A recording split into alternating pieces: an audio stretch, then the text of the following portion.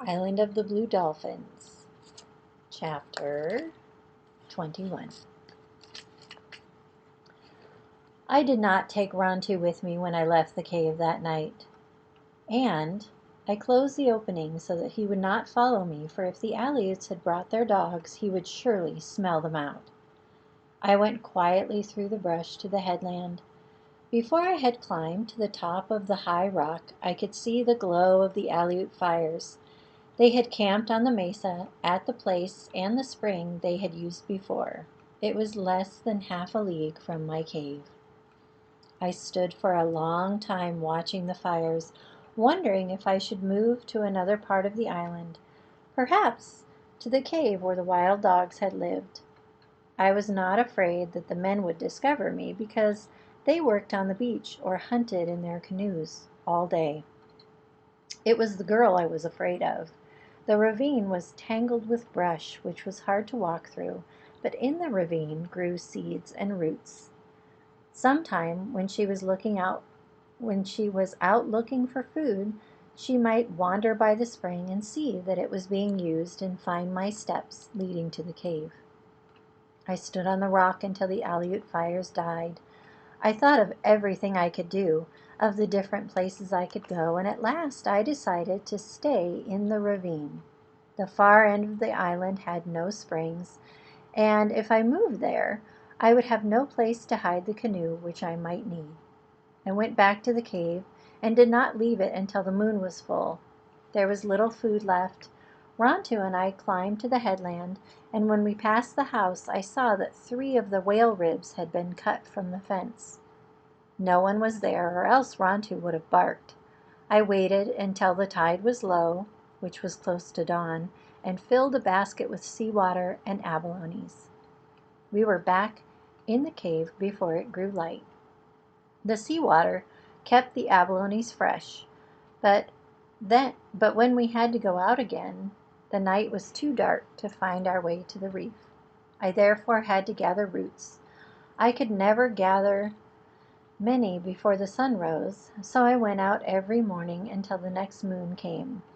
Then I went to the reef for abalones.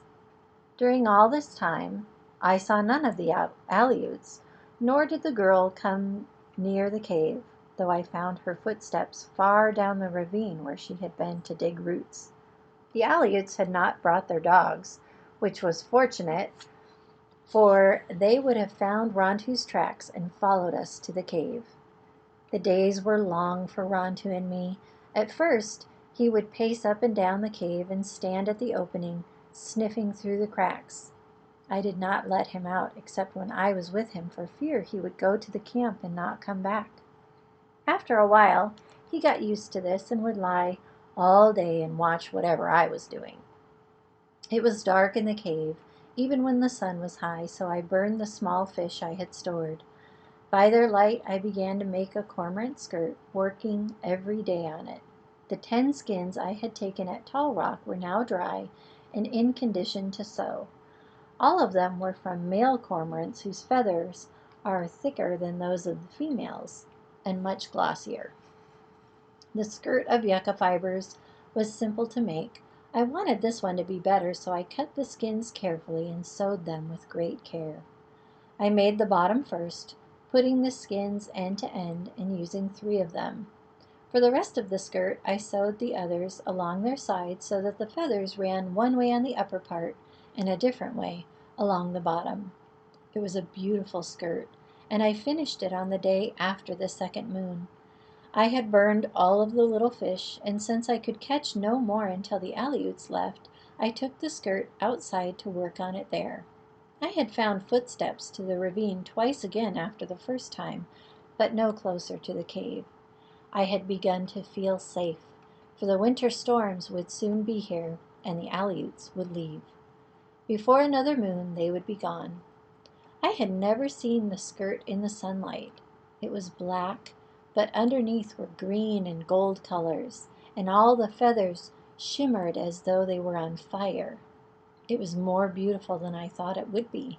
I worked fast now that it was almost finished, yet from time to time I would stop and hold it to my waist. "Rontu," I said, feeling giddy with happiness, "if you were not a male dog, I would make you one too, as beautiful as this." Rontu, who was sprawled out at the mouth of the cave, raised his head and yawned at me and went back to sleep. I was standing in the sunlight, holding the skirt to my waist, when Rontu leapt to his feet. I heard the sound of steps. It came from the direction of the spring, and as I turned, quickly I saw a girl looking down at me from the brush. My spear stood beside the mouth of the cave within easy reach. The girl was not more than 10 paces from me, and with one movement I could have picked up the spear and thrown it. Why I did not throw the spear I do not know, for she was one of the Aleuts who had killed my people on the beach of Coral Cove. She said something, and Rontu left the mouth of the cave and walked slowly toward her, the hair raised on his neck, but then he walked to where she stood and let her touch him. The girl looked at me and made a motion with her hands, which I took to mean that Rontu was hers. "No!" I cried and shook my head. I picked up my spear. She started to turn, and I thought she was going to flee back through the brush. She made another motion, which I took to mean that Rontu was now mine. I did not believe her. I held the spear over my shoulder, ready to throw. "Tutok," she said, pointing to herself. I did not say my name. I called Rontu, and he came back. The girl looked at him and then at me and smiled. She was older than I, but not so tall. She had a broad face and small eyes that were very black. When she smiled, I saw that her teeth were worn down from chewing seal sinew, but they were very white.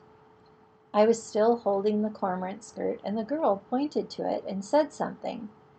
There was one word, "Wincha," which sounded like a word that means pretty in our language. I was so proud of the skirt that I did not think. The spear was in my hand, but I held up the skirt so the sunlight could shine on all of it. The girl jumped down from the ledge and came over to me and touched it. "Wincha," she said again. I did not say the word, but she wanted to hold the skirt, and I gave it to her. She put it against her waist and let it fall from her hips, turning one way and the other. She was graceful, and the skirt flowed around her like water, but I hated the Aleuts and took it from her. "Wincha," she said. I had not heard words spoken for so long that they sounded strange to me, yet they were good to hear, even though it was an enemy who spoke them. She said other words I did not understand, but now as she spoke she looked over my shoulder toward the cave. She pointed to the cave and then to me and made gestures as if she were making a fire. I knew what she wanted me to say, but I did not say it. She wished to know if I lived there in the cave so she could come back with the men and take me to their camp. I shook my head and pointed to the far end of the island, away, away, for I did not trust her. She kept looking toward the cave, but she said nothing more about it. I held the spear, which I could have thrown. I did not, though I feared she would return with the hunters. She came over to me and touched my arm. I did not like the feel of her hand. She said more words and smiled again and walked to the spring and drank. The next moment she had disappeared in the brush.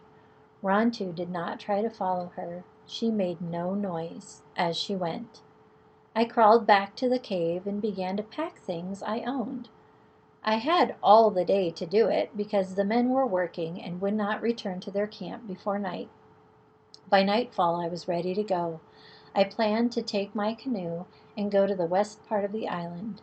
I could sleep there on the rocks until the Aleuts left, moving from place to place if I needed to. I carried 5 baskets up the ravine and hid them near my house. It was getting dark, and I had to go back to the cave for 2 that were left. Carefully, I crawled through the brush and stopped just above the mouth of the cave and listened. Rontu was beside me, and he listened also. No one could go through the brush in the dusk without making a sound, except someone who had lived in it for a long time. I went past the spring and waited, and then on to the cave. I felt that someone had been there while I had been away. They could be hiding in the dark, watching me. They were waiting until I went into the cave. I was afraid, so I did not go in, but quickly turned around. As I did so, I saw something in front of the cave on the flat rock I used for a step.